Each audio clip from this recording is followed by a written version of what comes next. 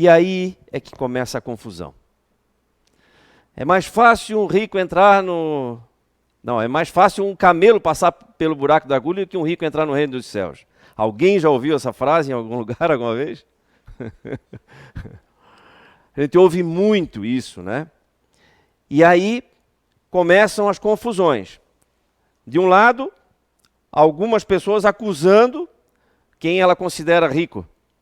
Por outro lado, quem está na condição de concentrar alguma riqueza se sente muitas vezes culpado, apesar de estar desenvolvendo ali um trabalho árduo, mas se sente culpado. Por quê? Porque a gente tem uma visão errada de riqueza. Riqueza, concentração de riqueza. Por exemplo, a farmácia da esquina é concentração de riqueza. A forma de prédio, de estoque, as estantes, o material, os computadores, tudo, concentração de riqueza. Dá para viver numa cidade sem uma farmácia na esquina? E um posto de combustível? E um supermercado? E um restaurante? E, no entanto, a gente critica, muitas vezes. Não estou dizendo que alguém aqui critique, mas tem pessoas que sim. Né? Já ouvi muita gente... Outro dia eu vi, com tristeza, um jovem, numa entrevista, num podcast, dizendo assim: é por causa de bilionários como ele que eu estou ferrado como eu estou. E aí o entrevistador, mas como assim? Não, só existem pobres porque existem os ricos. Senão, a vida seria melhor na Terra e tal. Ou seja, a compreensão de que a economia é um jogo de soma zero. Se alguém ganha, é porque alguém perde. Então vamos lá. Vou dar algumas informações que vocês podem ter acesso. Tá? Isso aqui que eu vou passar, a Universidade de Oxford divulga sempre, e eles têm um trabalho lá de estudos, que tem uma série de outros dados, mas isso aqui é bastante esclarecedor. Uma outra fonte que eu uso, chama-se um site Worldmeter, são dados em tempo real, que esse site coleta, por exemplo, a Unicef ou várias entidades de uma alta credibilidade no mundo inteiro, e vão alimentando em tempo real população, quantas pessoas desnutridas, enfim, quantos carros, quantos computadores, quantos telefones, quantas pessoas estão usando a internet em tempo real. Vocês podem dar uma olhada, é muito interessante. Mas vamos lá. De 1820 até 2020, aqui nós tínhamos... Está fraquinho? Dá para ler, gente? É só para gravar. Opa.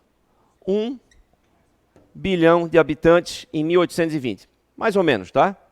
É 1 bilhão e 100, pode variar um pouquinho aqui. 2020, vamos arredondar. Hoje são 1 bilhão, 107 milhões e tarará. Está ali o númerozinho, olhei ainda há pouco. Então vamos botar 8 bilhões de habitantes. Aqui, 95% da população, que era de 1 bilhão, estava na pobreza extrema. Aqui coincide com o início da Revolução Industrial, gente. Um período de muita inovação, muitas invenções, motor a vapor, tudo que a gente conhece de mais moderno hoje, começaram mais ou menos nesse período aqui. Tá? Aqui, em 2020, cerca de 8% da população apenas na pobreza extrema. O que isso aqui mostra? Que não é jogo de soma zero. Apesar de a população ter multiplicado muito, nós temos 8 vezes mais do que há 200 anos atrás, apenas uma parcela de 8%, que é muito ainda, mas isso mostra que é possível gerar riqueza. Não é para um ganhar, o outro tem que perder. Senão, se fosse assim, nós, aqui metade disso aqui ou mais já teria morrido de fome. Certo? Então isso aqui já derruba essa teoria, né, ou esse pensamento equivocado de que para um ganhar, o outro tem que perder.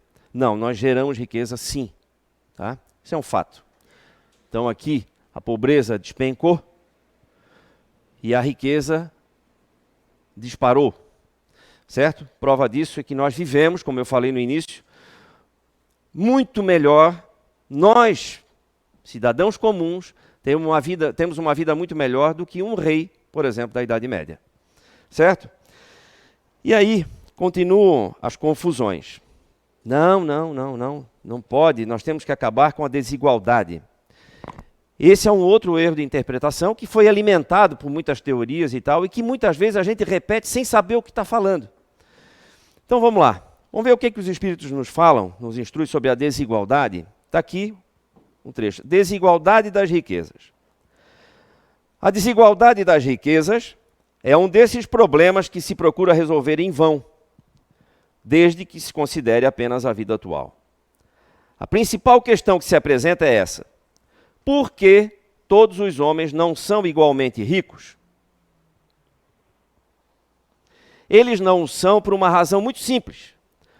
Porque não são igualmente inteligentes, ativos e trabalhadores para adquirir, nem moderados e previdentes para conservar.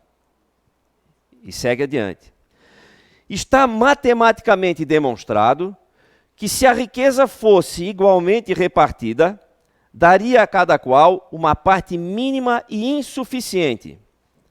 Supondo-se que essa divisão fosse feita, o equilíbrio seria rompido em pouco tempo pelas diferenças de qualidade e de aptidões de cada um.